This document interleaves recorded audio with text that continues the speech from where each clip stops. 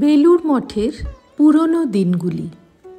স্বামী ভূতেশানন্দ, পত্রিকার ৮ম বর্ষ, ৩য় সংখ্যা।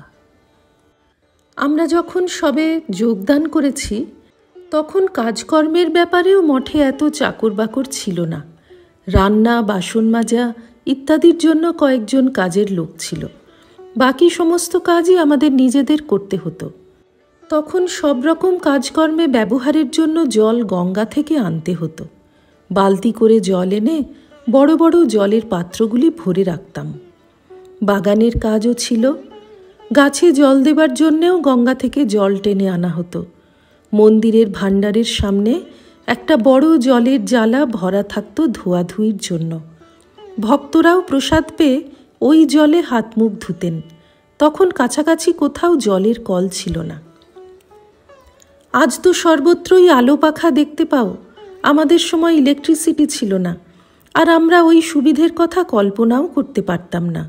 বরং আমাদের আলো পাখার প্রতি একটা বিরূপ ভাবই ছিল। ওসব পছন্দ করতাম না। আমরা তো স্বেচ্ছায় এসেছি, সুতরাং এসব ব্যাপারে আমাদের কারোরই কোনো অভিযোগ ছিল না।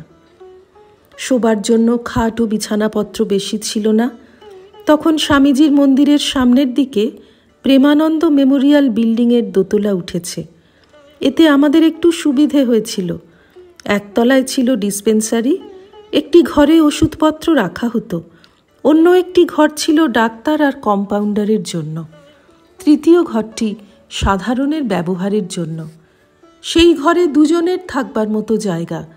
শুনলে অবাক হবে, মঠ বাড়িতে ৩-৪ জন বয়স্ক সাধু একটি ঘরে একসঙ্গে থাকতেন। তাঁদের মধ্যে একজন ছিলেন স্বামী শুদ্ধানন্দ। সিঁড়ির পাশের ছোট ঘরটিতে ৫ জন থাকতেন। জ্ঞান মহারাজের ঘরের উল্টো দিকের ছোট ঘরে থাকতেন ৪ জন সাধু। স্বামীজির শিষ্য ব্রহ্মচারী জ্ঞান মহারাজ দীর্ঘকাল একটি ঘরে বাস করতেন বলে ঘরটি জ্ঞান মহারাজের ঘর বলেই পরিচিত ছিল। অন্য সাধুরা এলে তাদের রাত কাটাতে হতো ভিজিটার্স রুমে। সেখানে একটি মাদুর পাতাই থাকত, তারা সেখানেই শুয়ে পড়তেন। সকলের জন্যই একটা বড় মশারি টাঙানো হতো। মশারির ভেতরে বাইরে যাওয়ার সময় মশারাও স্বচ্ছন্দে মশারির ভিতরে বাইরে ঘুরে বেড়াত। সামান্য কিছু কিনতে হলেও তখন কম করে ১ মাইল হেঁটে বালি বা কলকাতায় যেতে হতো। কিছুদিনের জন্য আমি মন্দিরের ভাণ্ডারে কাজ করেছিলাম। ঠাকুরের পূজার চাল তখন কলকাতা থেকে কিনে আনতে হতো। ঝুড়ি ভর্তি ফল নিয়ে আসতে হতো। তার ওজন খুব কম ছিল না।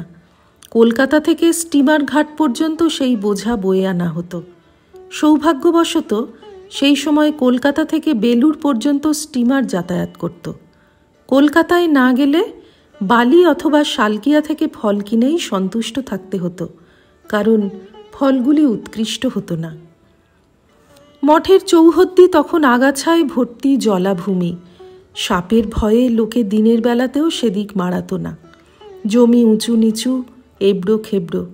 আমরা আসবার কয়েক বছর পরই ওই জমি সমান করে সবজি বাগান তৈরি হলো। মঠে কয়েকটি গরু ছিল। তাদের মধ্যে সবচেয়ে বড়টিকে সামলানোই ছিল দায়। সচরাচর সে কাউকে গুঁতিয়ে দিত না, কিন্তু কখনোই যে গুঁতবে না এটাও জোর দিয়ে বলা যেত না। গরুটি দুধ একেবারেই দিত না। ২-১টি গরু যে সামান্য দুধ দিত তা ঠাকুরের পুজোতেই লাগত, এবং বাকিটা পেতেন বৃদ্ধ সন্ন্যাসীরা। শ্রী রামকৃষ্ণার্পণমস্তু।